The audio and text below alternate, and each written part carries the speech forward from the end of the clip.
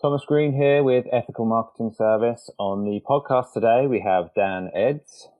Dan, welcome. Thank you. It's great to be with you. It's my pleasure. Would you like to take a moment and tell the audience a little bit about yourself and what you do? Sure. So I've been a management consultant for over 25 years, and that has had various um, bends in the journey. I started out doing what was called activity-based costing at the time, which is basically looking at systems and processes. That morphed into looking at revenues and cost of services. And along the way, that's morphed into doing process improvement, now really focusing on organizational design and culture enhancement, which really came out of working with literally hundreds of organizations and seeing the good and the bad and the ugly of leadership, and finally started to ask myself the question, how do high-performing organizations approach the practice of leadership? And the result of all of that is now a book. So I've now published my second book. Well done for doing that. Thank you. I like to look for good quotes everywhere, when I'm digging around on guest content. And if I start with a quote, maybe you can tell me what it means to you. Sure. The quote is, "The greatest waste is failure to use the abilities of people, the contributions that they are eager to make." Yep. Is that Deming? Yes. Yeah, love it. Yes. So what that means to me, and actually that idea wasn't that quote, but it was that idea that got me really looking at the question, which is, how do high-performing organizations approach the practice of leadership? And I'll give you one example. I was doing a project for a large government agency. This organization licensed annually 450,000 healthcare providers, and by any measure, they were a mess. Just as an example, they were dropping well over 1,000 calls a day because their telephone system technically couldn't handle the number of incoming calls. And on a good day, they had 6 or 7 people manning or handling the telephones. They were supposed to have 10, but it was so stressful that their people took any and every opportunity they could not to go to work. I had finished up the project. It was going to take about 18 months to implement. And I was having my last meeting with the deputy director, finished up the conversation. I've got my coat on. I've got my computer case in my hand. I've got my hand on the door, ready to walk out the door. And in almost a confessional tone, she said, I don't even tell my friends where I work anymore. And I turned around and I said, why? She said, it's just too embarrassing. And that conversation, along with several others, really propelled me into looking at the question of how do high-impact, high-performing organizations approach the practice of leadership. And one of those ingredients is that they recognize the humanity of their workforce. And it's not a moral argument, although they would probably say, yeah, we do it because we value the human species. But it's really an issue of human beings. When they walk in the door, there is an unimaginable amount of creativity, innovation, problem-solving capacity that walks in the door with them, and it walks in with them at no additional charge. And high-impact organizations recognize that in their people, and they develop people. And this is it's a humorous distinction. But yes, they train people to do the technical parts of their jobs, but they develop people in terms of becoming more self-confident, more self-empowered, engaging people with the mission of the organization in ways that's intentional. And oh, by the way, along the process, they create better human beings as well. Mm. What would you say the best way is to cultivate that Yeah, potential, if you will? yeah. Really starts with the intention of what is the experience of the workforce. When someone comes to work for you or for me or for someone who owns the business, what is the experience of the workforce that is intended to be delivered? Now, that sounds a little bit academic, but it's really very, very practical. So, in my research, I found organizations that, when I asked them, "How do you approach the practice of leadership?" They didn't give me 10 leadership skills or attributes. They said things like, "We want to cultivate a value of respect in this organization." Um, One of my early interviews was with a young man who is a millennial. He'd been with one of the world's largest engineering firms for 10 years. And, sort of out of the blue, they said, "Here's, you got a new job." And he went from being a project manager to leading multiple teams across multiple um, disciplines, geographically dispersed, spanning various market segments. And he recognized that this job was different. And so, and of course, they gave him no training and no experience, no mentoring in leadership. It's a sink or swim mentality, which is what most organizations do. But Brian's an engineer, so he thought about it very logically and concluded that leadership is a relational enterprise. So he went about figuring out how does he have to produce relationships between himself and his team, and then that grew to within the team, and then that grew to a whole series of activities, redesigning the office, um, pulled out all of the office cubicles, set up an open office concept because he recognized that everybody got the best work done if there were relationships, real relationships with people within his teams. Mm.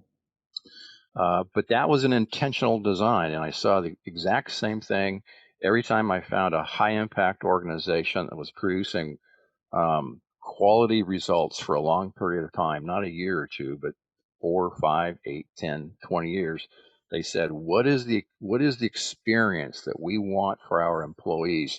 And they built their leadership around that. Interesting. You mentioned millennial in your answer, and Yeah. I picked up somewhere on, I think it was on your site, that 75% of employees are millennials. Have you got anything to note on that particular topic? Yeah. Right now, the millennials, I think, comprise like 50% of the workforce, but it's soon to be 75%, like by 2025 or something. And yes, millennials look at leadership very differently. According to the Gallup organization, they don't want to be led. They don't want bosses. The idea of leadership is different for them. And frankly, I welcome that. I think they're incredibly smart. I have a great affinity for the generation of millennials. Um, like I said, they're not interested in bosses, but they are in love with the idea of development, and so they want coaches and mentors. Um, don't Generationally, don't tell them what to do. Show them what to do. And I think millennials, I don't think, I know that millennials will be recreating the world of work, the workplace, and how we work, how we engage with one another, how we engage with customers. And I find their worldview very, very healthy, frankly. Hmm. Well, I was going to ask you about your approach or what you teach in your book.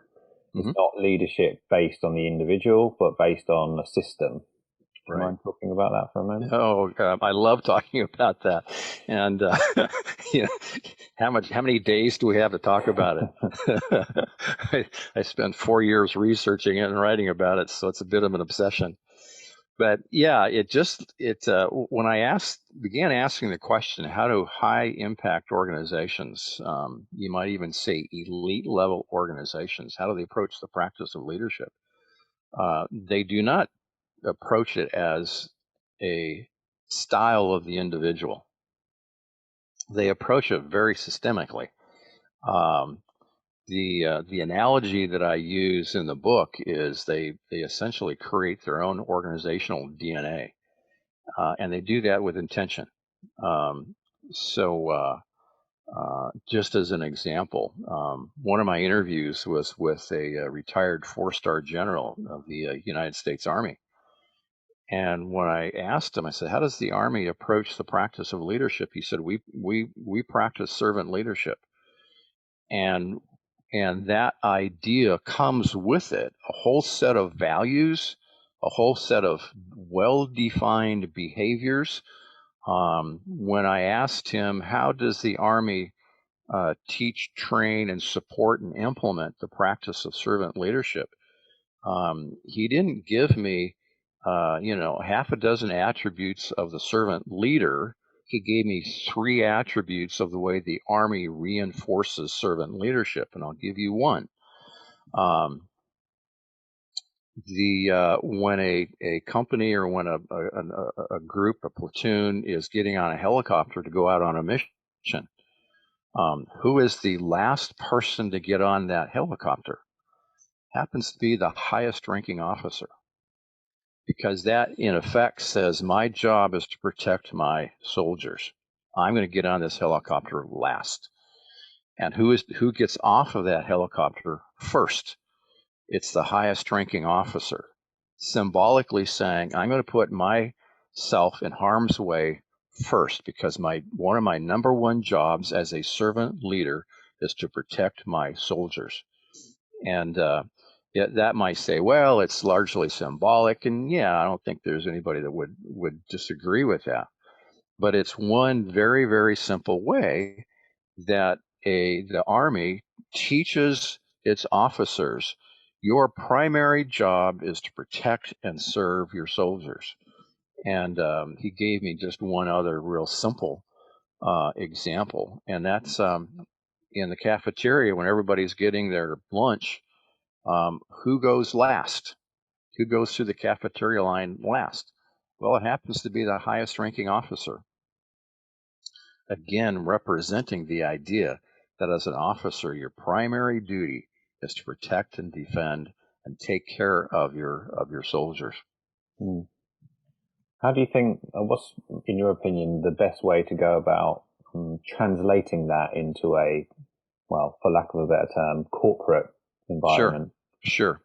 Well, as it turns out, the United States Army isn't the only organization that practices servant leadership. There's a few others like Coca-Cola, Google, Starbucks, intentionally practice servant leadership. And basically, they say, as a leader in this organization, your job is to really look out for and take care of the needs of your employees, of your staff. So one of the healthcare organizations I looked at was an organization down in Mississippi, way in the south of the U.S. And they intentionally designed a system of leadership around the principles of servant leadership. And so one of the routines that they set up was every leader was to round to their employees or their team every day. Now, rounding is a term that comes out of healthcare. It's the idea that when when physicians, they go and visit their patients in the hospital, they round to their patients.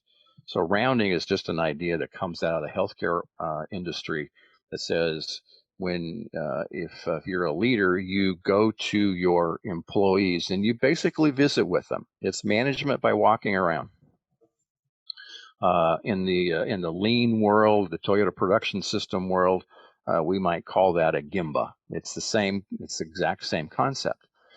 But this healthcare organization in Mississippi the CEO said to all of his leaders, your number one priority is to round to your team every day. And that is the number one priority of your schedule. Everything else in your calendar and your schedule is secondary to that activity. And you're to visit with them. In fact, the joke about him, and he was running 4 different hospitals, 30 some clinics, 7,000 employees. The joke about him was if you needed to see him, don't bother going to his office because he's never there. He's always out with his people.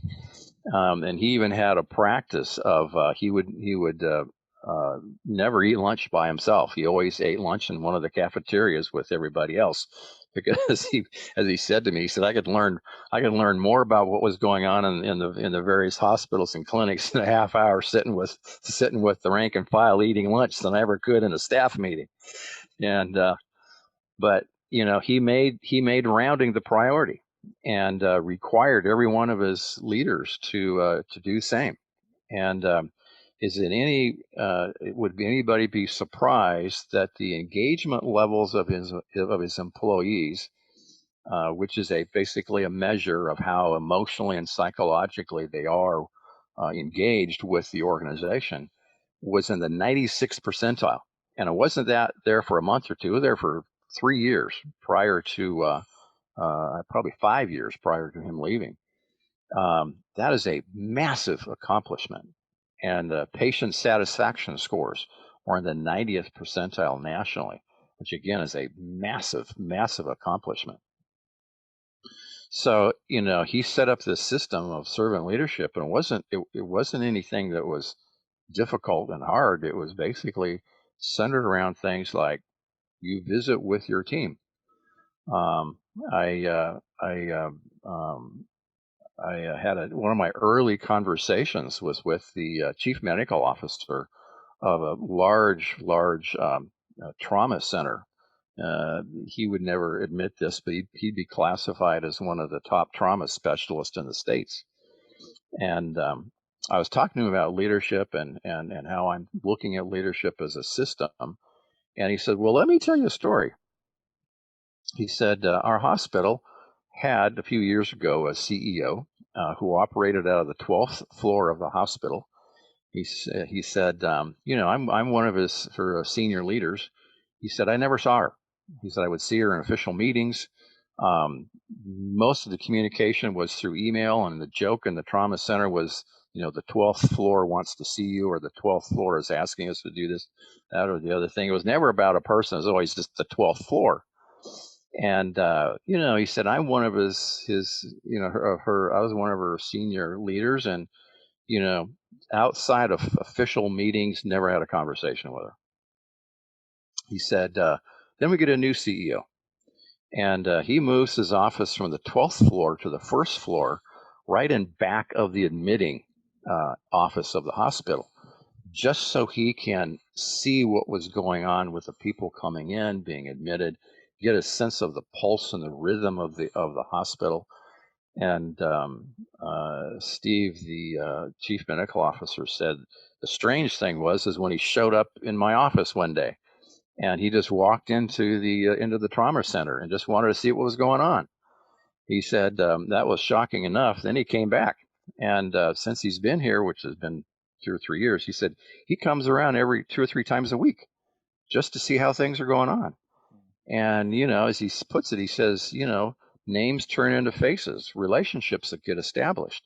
And he said the strange thing is, where before there was no basis for trust of senior leadership because nobody knew who they were, all of a sudden there's enormous trust being built for our senior leadership. The engagement of my staff is going through the roof just because the CEO decides to show up and see how things are going along. Well, it makes me think of the typical, I'm not sure if you've heard the term or not, but lock yourself away in the ivory tower type thing. It's sort of like, would you say it's one of the main mistakes of leadership? Oh, massively so. I'll give you another story. It's one of the nation's safest hospitals. It's been credited with as one of the nation's safest hospitals for, I think, like the last 9 years. And actually, someone from the UK uh, took a tour and proclaimed it to be the safest hospital in the world, which doesn't sound like any real big deal until you realize that avoidable deaths in hospitals is one of the leading causes of death in America. Mm. I think the last number was 161,000 people die a year because of avoidable accidents in hospitals. So a safe hospital is a big deal. Mm. And this is a hospital. I know where it's at. It sits on a hill. There could be, probably is, I know there is, from many of the floors, a beautiful, expansive view of the city, of a harbor, snow-capped mountains. It's a gorgeous, gorgeous city. And their offices for their executive leadership team is in the basement. And that's by intention. They want to leave because this hospital is driven off of a single core value of respect. Respect for the patient, respect for the work, respect for the worker. So if you're designing a hospital based on a culture, a core value of respect, where do you put the executive offices? Do you put them up on the top floor where they have the big expansive views of the city? Or do you leave those views for the patients because you're driven off of a value of respecting the patient? No, you put them in the basement because they also recognize that the best work that leaders do is when they're not sitting in their offices. It's like an incentive. I could I use, have to I get could out use of some, this place. yeah, well, yeah, and I could. It'd be fun to use some stronger language, but get your rear out of the seat of your executive office chair and go hang out with your team once in a while. Mm. Good point. Well, I do have a typical question that I'm sure you get Okay. asked all the time, but I kind of feel like it's been covered by what you've already said. And so the question of like how to engage employees, Mhm. if there is something which we haven't covered, would you like to share it? Sure, sure. Well, again, the first step is to, determine what do you want that experience to be. And again, I found um, uh, designed, intentionally crafted experiences around respect, relationship. Um, One of the more interesting ones was with an elementary school principal. And this was a school. This woman took a school that was failing on multiple fronts. It was the lowest performing school in a district with 18 different elementary schools. 5 years later, it's the highest performing elementary school out of 18. And when I asked her, I said, "How do you approach the practice of leadership?" She said, "Well, this won't be very popular, but love and grace." I thought, okay, that's interesting. And then she said, "It's really about approaching my team in an atmosphere or a spirit of love and grace. But what I really want my team to experience is collaboration." And so we talked about that and how the idea of collaboration wasn't just a thing; it was a real deal. And she had a whole system designed to promote collaboration within her team. But in the middle of that conversation, she started talking about the way she developed her team. And this is something else I found throughout my research, and really gets to the point of your original question. Um, when Erin started talking to me about how she approached the idea of employee development, it was pretty clear that she was talking about whole person development. She wasn't just interested in developing better teachers and better teacher skills and better administrators and counselors, etc. She wanted to see her people really grow as human beings. And so in the middle of the conversation, I stopped her and I said, "So, Erin, It sounds to me like your approach to developing your people is really around developing the whole person. And I'm not kidding when she looked at me like I was from outer space, and she said, "Well, of course. Why would I want half a teacher walking in my door?" And that's really what we do with our employees. We say, "Okay, you're going to come work for us for 8 or 9 hours a day, and what we really want is your technical skills. The other stuff you could leave at the door. We don't want that. We want your technical skills. If you're a software developer, we want you to write code. If you're a nurse, we want you to put shots in needles' arms, which they're doing a lot of these days. If you're a physician, we want you to be a better cardiologist, a better urologist, a better general practitioner, or whatever. If you're a lawyer, we want you to be a better lawyer. If you're a carpenter, we want you to be a better carpenter. But the really good parts of the worker, their ability to problem solve, to create, to innovate, well, that's nice, but we're not going to, leave it at the door. But universally, what I found was that high impact organizations have this understanding that when people walk in the door, they're a whole person, and they intentionally want to engage their people around personal growth and development as much as it's about professional growth and development. So if there was a second thing along with the idea of engagement, it's you really have to engage the whole person. And then the other thing I would add is you have to reward them as well. And has nothing to do with compensation.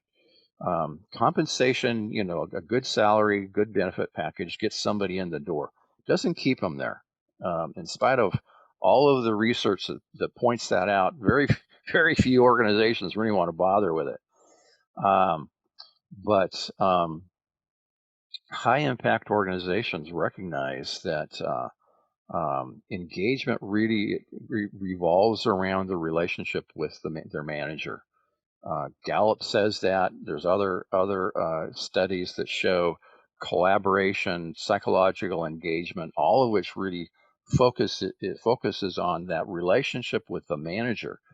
And if the manager isn't doing a good job of building relationships, of creating the right culture, the right atmosphere, you're never going to get engagement with the employees.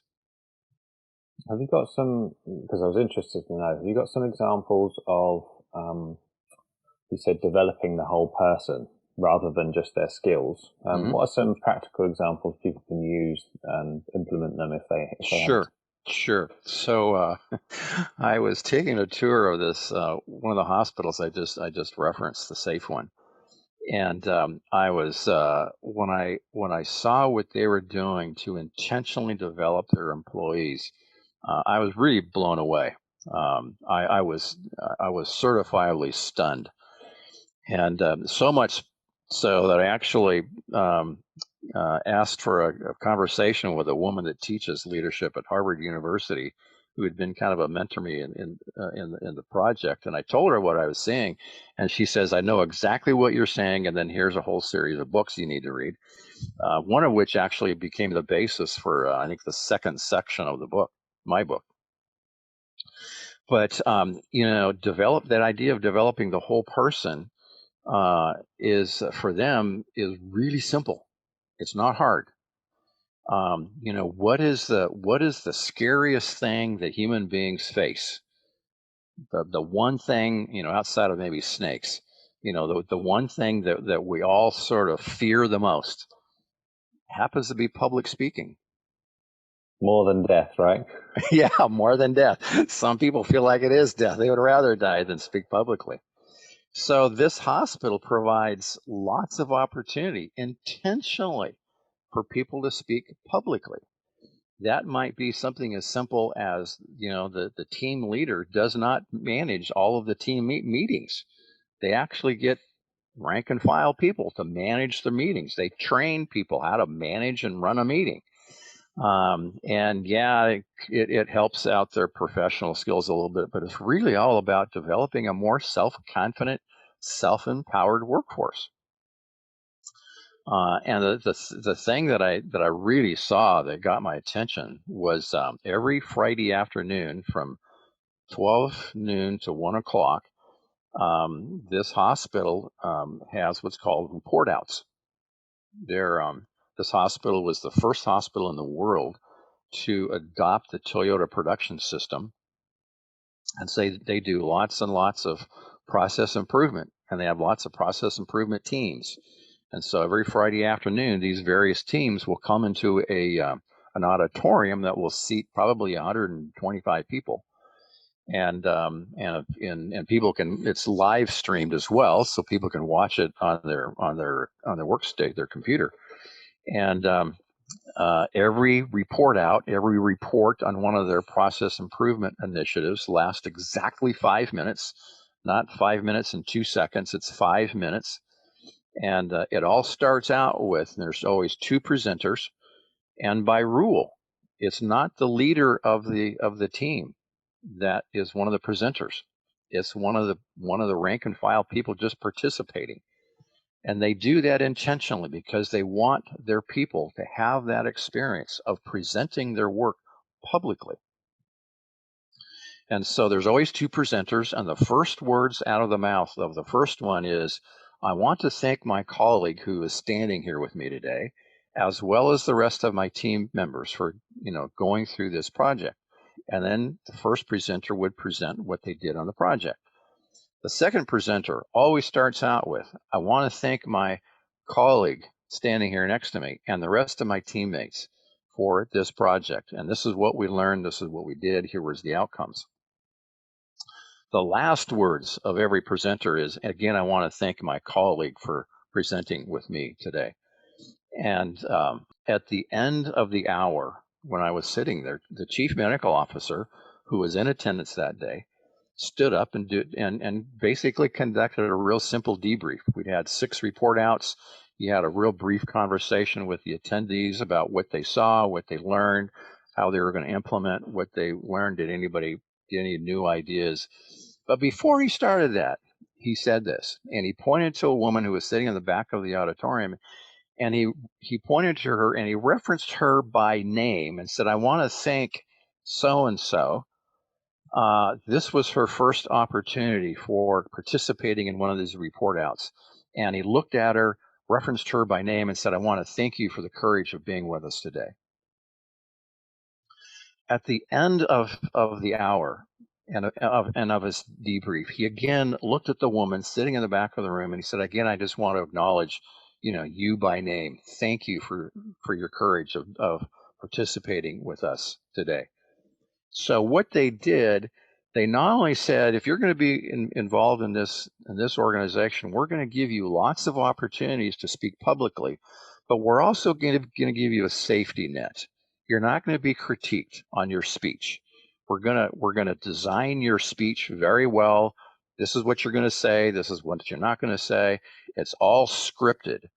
And then when they're done, you're going to be complimented and for your courage, not whether or not you gave a good talk, 5-minute talk, but you're going to be complimented for being present." And they do that with great intentionality. And it's all because they want their people to be self-confident. Mm. One of the other things that they do with regard to leadership is they train their leaders to not become problem solvers. So if I'm working for you and I'm in one of their clinics and you're the clinic manager and I come to you with a problem, you are trained not to solve my problem for me. You are trained to help me think through the breadth of the problem, how deep the problem is, who are the other people that may be, interacting with the solution to that problem, but you are not to solve the problem for me. Because when you do that, you disrespect my basic intelligence and passion for the industry, because you're also supposed to respect the industry and the work. And so you are trained to not solve my problem. And what that does is gives me the self-confidence that I can solve the problem. Solving my problem may make you feel good, but ultimately it is devaluing and disrespectful to me. And they do that with intention. It's one of the things that they teach you in coaching. So if you get a coach or a mentor and you ask them, directly about a question that you want an answer to, They won't Mm-hmm. give you the answer. They'll help you answer it Mm-hmm. for yourself. Because obviously, if they answer it for you, you will always need a coach. All right. If you get to Exactly. learn it for yourself, you can then solve future Yeah. problems for yourself. Yeah. Exactly. You know, I think I referenced this four-star general. Amazing conversation with him. And I asked him about sort of the same idea of, how do you, in fact, the reason why I was talking to him, because I'd heard him speak at a lunch engagement, and, he's the keynote speaker for the lunch meeting. And he had talked about decentralizing leadership and pushing decision making down further into the organization. I thought, this is the strangest thing I've ever heard. A four-star general talking about decentralizing leadership. I thought four-star generals gave commands and everybody else was expected to salute and, and move quickly. And when I asked him about this when I was interviewing him, he said no. He said we have a rule that the highest ranking officer on the ground on the mission is the one who has the best perspective. And so whatever they say they need, in theory, doesn't always happen this way, but in theory they get. But he said, a commanding officer, 50 miles away in a bunker someplace, they're trained that the person on the ground who's getting shot at has a better perspective of what is required than they do. In fact, he said, I have. He said, I've been in the White House Situation Room many times, watching a military mission go down through the magic of satellite TV and communications. He said we had virtually as much information of what was going on that mission as our soldiers on the ground, and we could very well have easily told them what to do. But he said, if you really want to screw up the culture of the Army and screw around with the culture of command and chain of command and decision making, actually, his language got very, very colorful here. He said, take that power away from the officer on the ground. And he said, take that power away. And he said, you've just screwed up the entire culture of the United States Army. I can imagine it. A great answer, by the way. Yeah. Um, You can't tell I loved my conversation with that with the general. It was hands down probably the most impactful 1 hour conversation of my life. well, I've kind of got another open-ended question for you about Okay. another and a similar topic, if you like, Okay. which is company culture.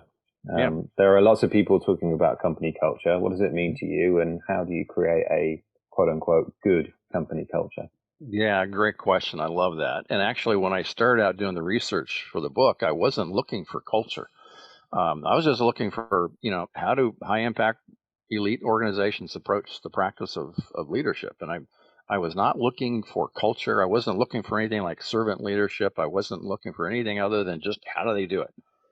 And there was sort of a second question, which was, I was looking for evidence of something that might appear to be systemic or systematic.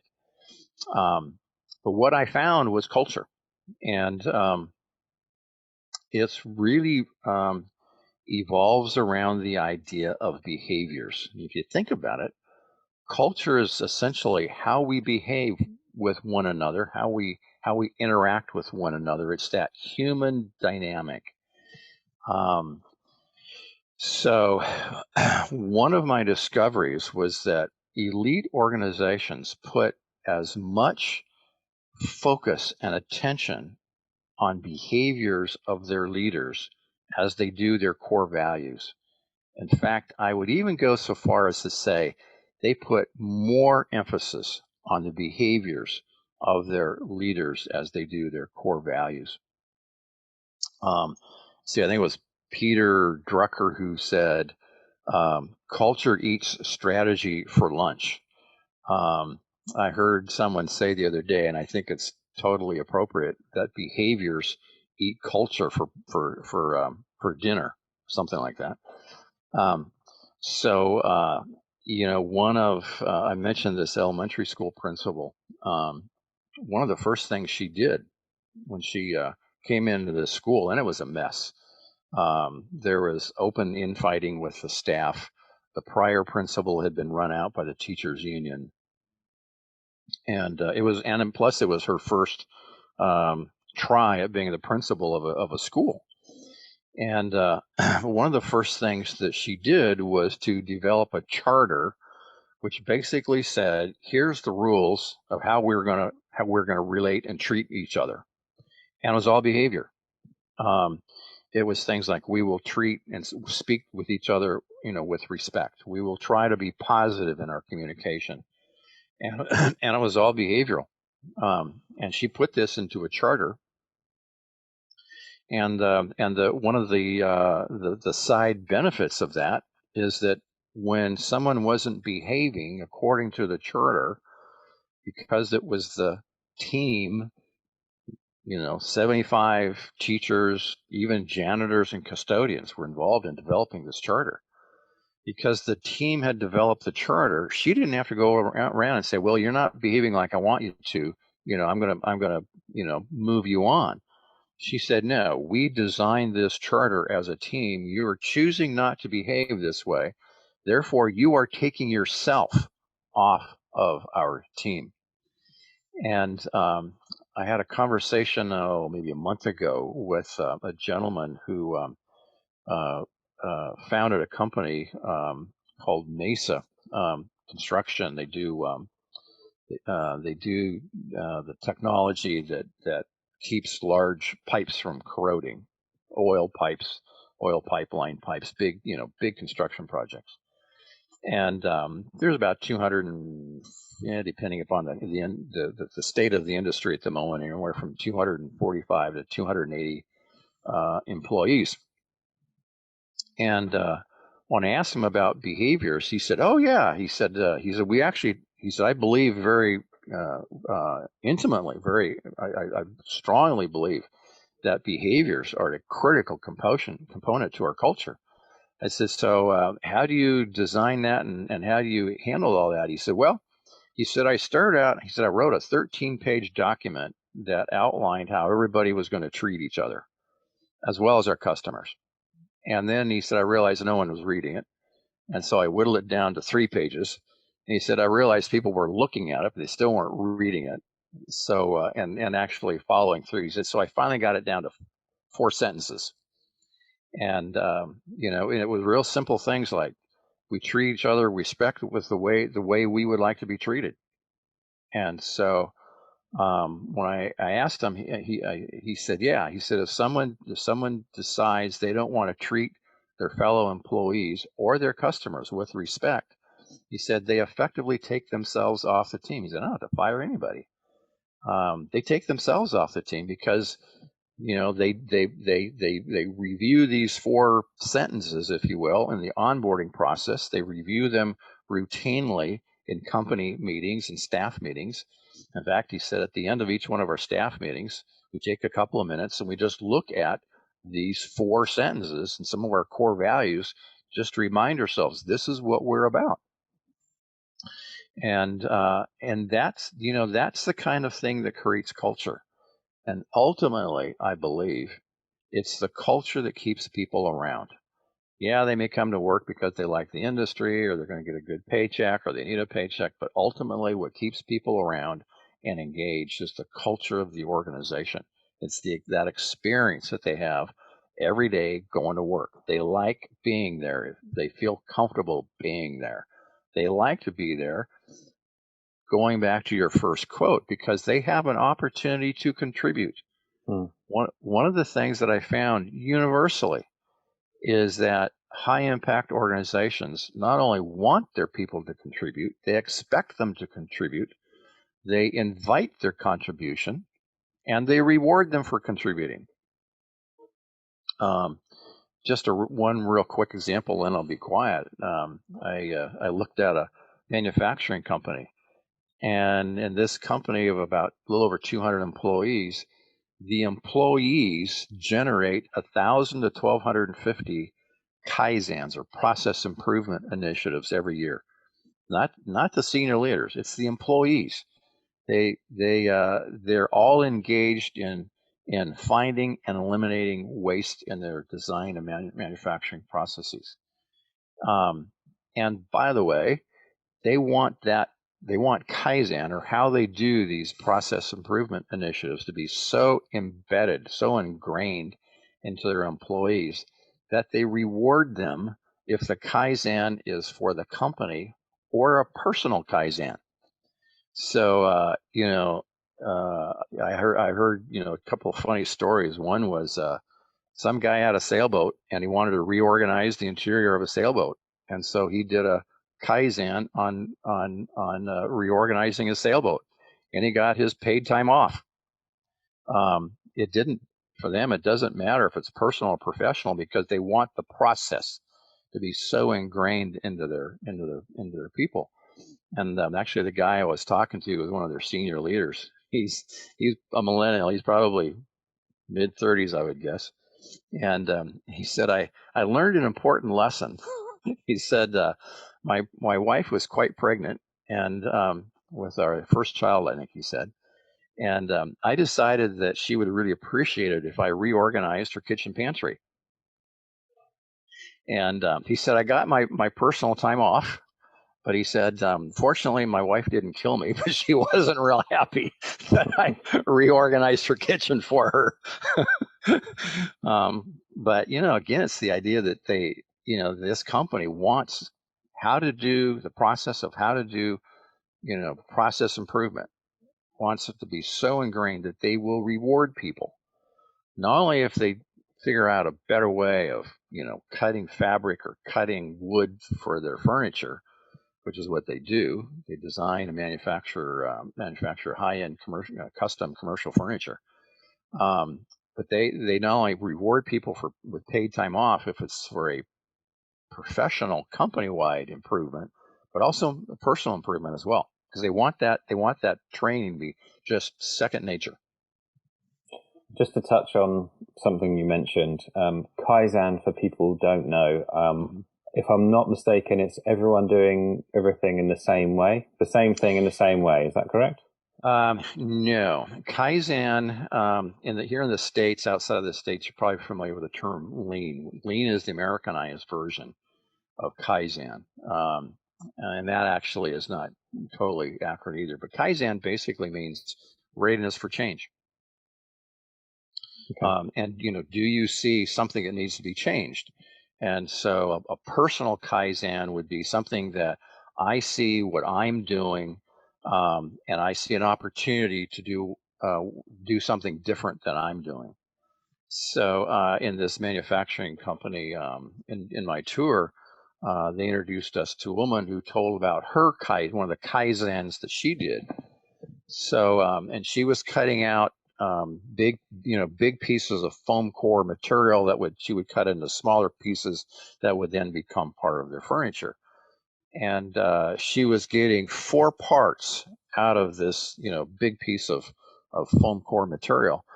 And she hadn't been in the company very long, but she realized that if they would just had a slightly different configuration of the original material, that she can get the 5 parts out of the same amount of material rather than 4, which is, that's a big big savings right there.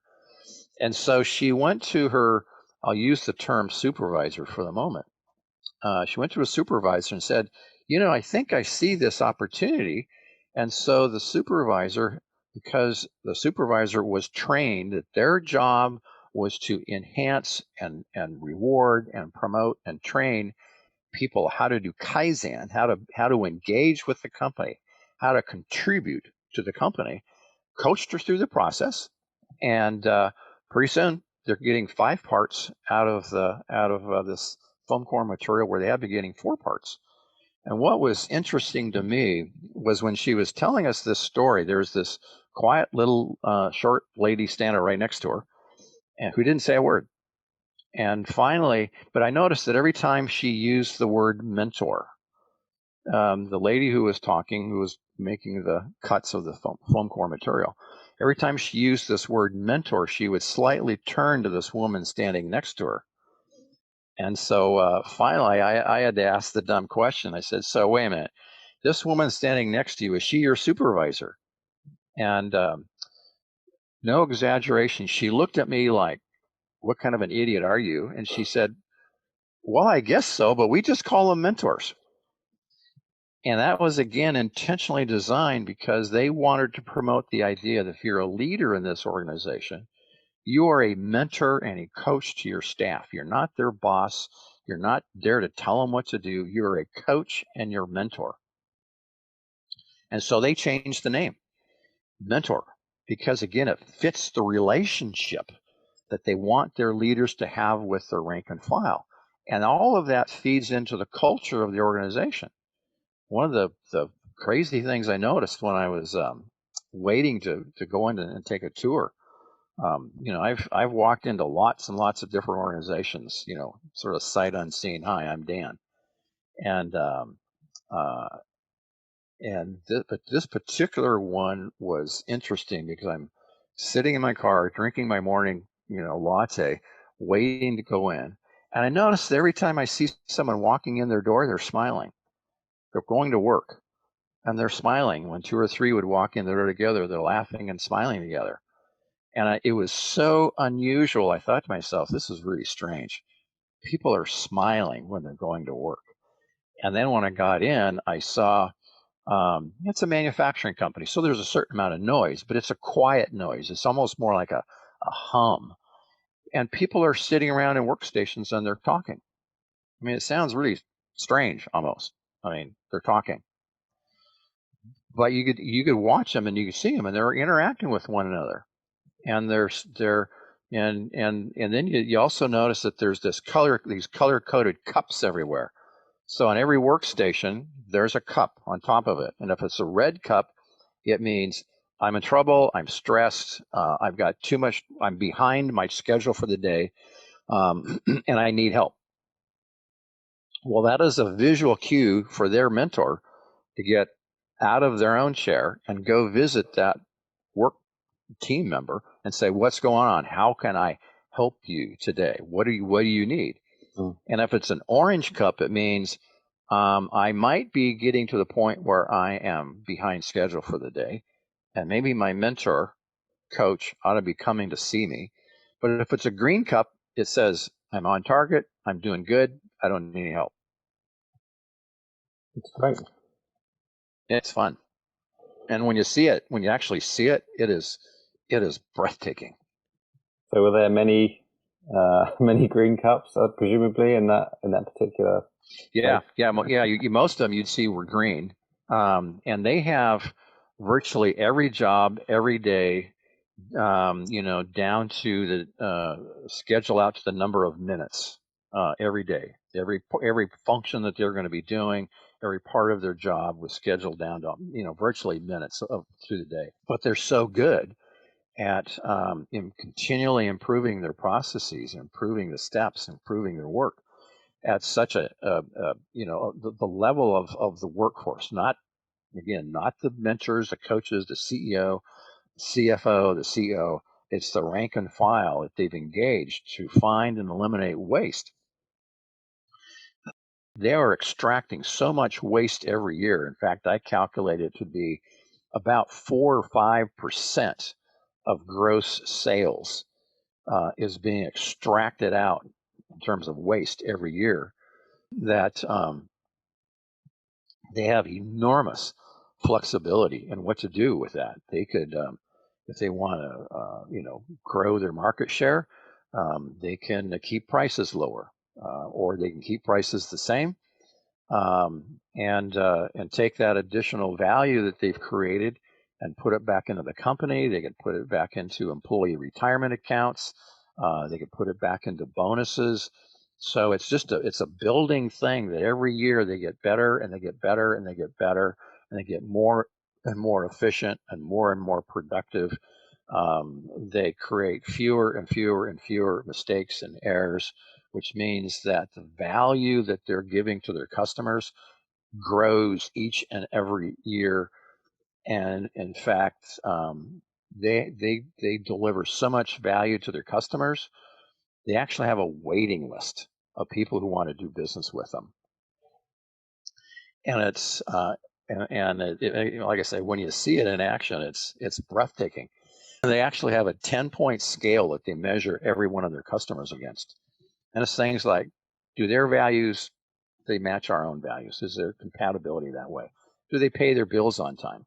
Can we increase their prices occasionally? And they're like, I don't remember what they all were, but there's 10 point. It's a 10-point scale. And so if you want to do business with them, the first thing you do is, well, I'm not sure, you got to get in line. And then when you do get in line, they actually interview you. They rate you on against this 10-point scale. And if you don't come up, you're not going to do business with them. Hmm. Well, I wanted to ask you about the book, if that's okay.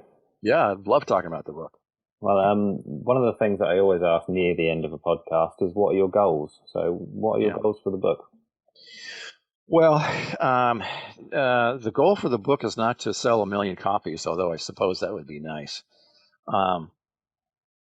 Really, for the book itself, I just really want it to become part of the conversation around leadership. Here in the States, the average estimate of what we spend in leadership development is around $50 billion a year. Worldwide, there's some estimates that we spend something in the area of $350 billion a year on leadership development. And virtually every penny of that is focused on personal attributes of the leader. Making you a better leader, making me a better leader. What do I need to do to be a better leader? What do I need to do to become a leader that other people will want to follow? Which, if you think about it, sounds okay, but the problem is that, and there's actually research that shows that we go to leadership training programs and exercises and classes and workshops, we read books, but then we come back to our organization and find we can't implement what we learn. And there's all kinds of reasons for that, but one of the most important reasons is we walk back into an organization where there's already a system set up. Maybe not intentionally, most of the time not intentionally, but there's a system there of how to lead. And it's okay to lead with disrespect. Might be perfectly fine. And so how do you install, or how do you behave in a leadership capacity with respect when everybody else is leading with disrespect? So I want the book to become part of that conversation. Beyond that, though, what I'm really looking for is organizations that will say, Dan, I want to implement this in my organization. Can you come help me? And so, so then the book becomes a framework for what does a design leadership system look like? How do we want our leadership system to look like? How do we want to design our culture? If you think about it, culture is the ultimate competitive advantage because it's our culture. It's not their culture or your culture. It's our culture. And it becomes the ultimate competitive advantage because no one else can compete with that. But when you see cultures where people are engaged with the mission of the organization, where they have the opportunity to contribute, it really is a thing of beauty. And again, going back to your first quote by Deming, it giving people the opportunity to contribute fully, to fully engage with who they are as human beings. Not only do we create better products, better services at cheaper cost and of greater value, but oh, by the way, we also create better human beings, and we make humanity, we make the experience of being a human being in the workforce better, more alive. We actually end up creating better human beings. And if you could think of anything better than that, let me know. So that ultimately is where I want not only the book to go, but where I want the rest of my career to go as well. Well, the next question was going to be, is there anything that, a principle or something that we haven't spoken about today that you think is worth mentioning? But based on your last answer, I think that's a pretty good one to end on, isn't it? Yeah, I don't know if I could do any better than that. But the side comment would be, we talk a lot about humanity in the workplace, creating a more humane workplace, and frankly, we've been talking about that for a long time. It's nothing new. But it's almost always, you know, in a framework of morality. It's moral to treat people respectfully. It's moral to try to capture their psychological engagement with the work. It's moral to pay people a fair and livable wage, all of which is true. But what high impact elite organizations have realized, and I don't know that they've intentionally realized this, but when you treat people with respect, with decency, when you treat people in such a way that they are invited to contribute, they are expected to contribute, they are rewarded to contribute. When people walk into that kind of a culture, it drives performance. So if it's a commercial organization, it actually will drive the experience of the employee. It will drive of the customer. It will drive the value provided to the customer. If it's a social service organization, if it's it's a school, it will drive academic performance. If it's a government agency, it will actually drive the way that agency performs and meets the needs of its constituency. So yeah, there's a moral dimension, but there's also a commercial revenue stakeholder dimension in there as well. Great answer. Dan Edds, where is the best place to find you? Well, two places. Actually, the best place is my website, danieledds.com, DANIELEDDS.com. You can actually get the book there if you're in the States. If you're outside the States, you can get the Kindle version of the book there, and you could also go to Amazon and get both the Kindle and the actual book from Amazon as well, and other bookstores too. I believe it's available in just about any bookstore around the world right now. And if I would love for some, and if someone just wants to, someone in your audience just wants to call and say, "Hey, I heard your podcast. Want to talk to you further about that." Um, my email is dan@danieledds.com. I say I will give anybody an hour free of charge, just the chance to talk about it. So, Well, thank you so much for the value you provided today. You've been absolutely great. well, thanks for the opportunity. I really do appreciate it, and I feel very honored to have the chance of being with you. Okay, well, yeah, I really mean it. So the value's been great. Thank you very much. Good. Thank you.